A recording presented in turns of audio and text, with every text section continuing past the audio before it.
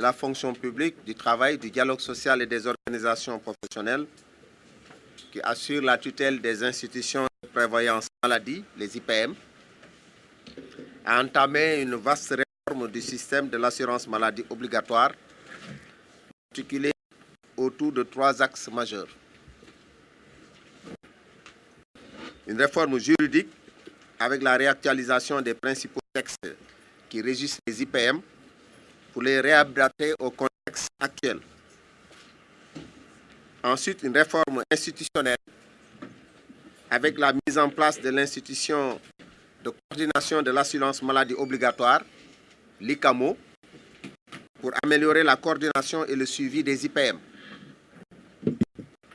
Et une réforme de la gouvernance avec la mise en place du Fonds de garantie et de solidarité des IPM, le renforcement des capacités des acteurs, ainsi qu'une vaste campagne de sensibilisation et de contrôle pour faire respecter cette obligation avec la collaboration des inspections du travail et de la sécurité sociale.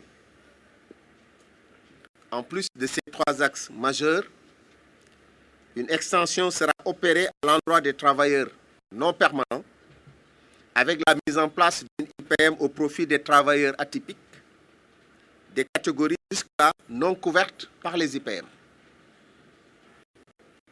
La mise en œuvre de la première phase de la réforme, à savoir la réforme juridique, a enregistré 2 principaux résultats. D'abord, il y a la signature du décret 2012-832 du 7 août 2012 portant organisation et fonctionnement des IPM d'entreprise, inter-entreprises, décret abrogeant et remplaçant le décret 75-895 du 14 août 1975 qui organisait les IPM. Deuxièmement, il y a l'arrêté 2013-2159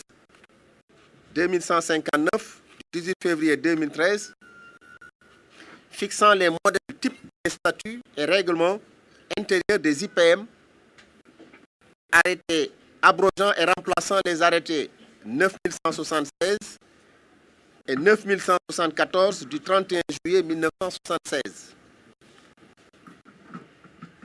L'adoption et la signature de ces 2 textes de base ont été suivis d'un grand atelier national de vulgarisation et de partage des nouveaux textes qui ont permis à tous les acteurs d'être informés sur leur contenu. Avant maintenant de passer à la deuxième phase de la réforme qui concerne la mise en place de l'ICAMO, je tenais à rappeler aux employeurs et aux travailleurs, aux organisations syndicales et à toutes les institutions de prévoyance maladie existantes que les articles 1er et 2 du décret 2012-832 du 7 août 2012 disposent au moins 3 éléments sur lesquels je voulais insister. Premièrement, la création d'une IPM est obligatoire pour toute entreprise comportant au moins 300 travailleurs.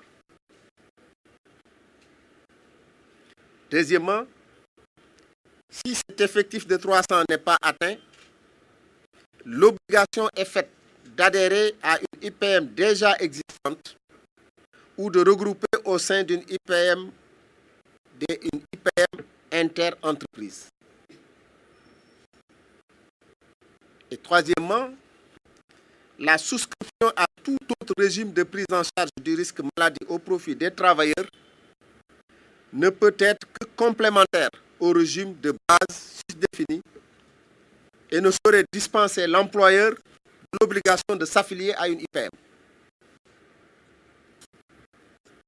Pour veiller au respect de cette réglementation, plusieurs activités et initiatives sont prévues dans le cadre de la réforme, comme la campagne d'information et de sensibilisation à l'endroit de tous les acteurs, le renforcement des capacités du corps de contrôle dans les domaines de l'assurance maladie, le renforcement des capacités des administrateurs d'IPM, ainsi que la mise en œuvre d'un plan stratégique d'intervention de l'administration du travail pour un meilleur suivi du contrôle du système de l'assurance maladie obligatoire dans toutes les régions et au niveau de toutes les entreprises. Le ministère reste ferme dans sa volonté d'améliorer le système de l'assurance maladie obligatoire, de lutter contre l'évasion sociale et de contribuer efficacement à l'atteinte de la couverture maladie universelle en faisant de la CMU dans le monde du travail. Une couverture universelle dans le monde du travail.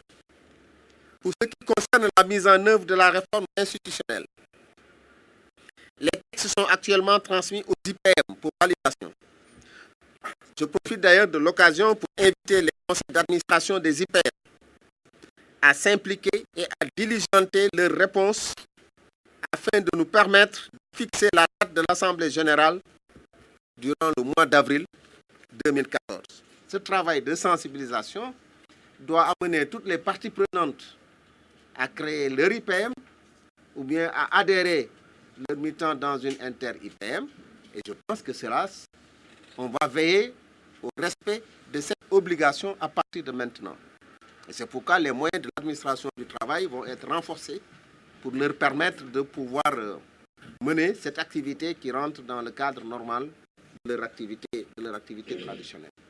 En tout cas, aujourd'hui, nous lançons une grande initiative qui va ouvrir de grandes perspectives. Vous savez qu'on est dans le domaine de la maladie.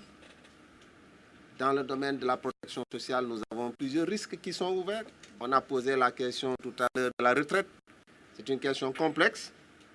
Et nous reviendrons tantôt ici pour lancer d'autres programmes, parce que le président de la République a décidé de modifier profondément ces différents régimes en mettant en place un minimum vieillesse qui va permettre d'avoir une pension minimale, qui va permettre aux Sénégalais de pouvoir bien sûr à ce niveau vivre.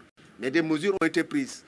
Actuellement, tous les Sénégalais à la retraite, s'ils vont à l'IPRES, si leur employeur n'a pas cotisé, on ne peut plus leur opposer cela. C'est à l'IPRES de faire le recouvrement. L'IPRES est obligé de considérer qu'ils sont à jour et de leur payer leur pension en fonction, bien sûr, des nombres d'années pendant lesquelles ils ont travaillé. C'est une grande avancée pour les travailleurs. Ils ne vont plus être confrontés à la question en allant à la retraite à l'IPRES qu'on leur dise votre employeur n'a pas cotisé pour telle année, donc vous n'avez pas droit à ces années. Ce n'est pas possible. C'est à l'IPRES d'assurer le recouvrement et donc les travailleurs à la retraite bénéficieront de leurs différentes années de cotisation au niveau de ces différentes structures.